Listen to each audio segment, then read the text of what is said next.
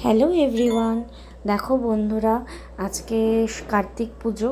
তো আমি একটুখানি বড় ছেলেকে স্কুলে দেওয়ার পরে আমি একটুখানি চলে গিয়েছিলাম মুচি বাজারে কালকে নবান্ন বলে। তো নবান্নের কিছু জিনিস আমার কেনার ছিল, মানে একটু চাল, নতুন চাল, তারপরে গুড়, এসব কেনার ছিল, তাই জন্য আমি চলে গেছিলাম মুচি বাজারে।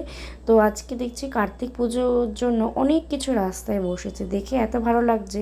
প্লাস ইতু পুজো আছে, তো দেখছি ওই জন্য ঘাস ওরকমভাবে বিক্রি হচ্ছে।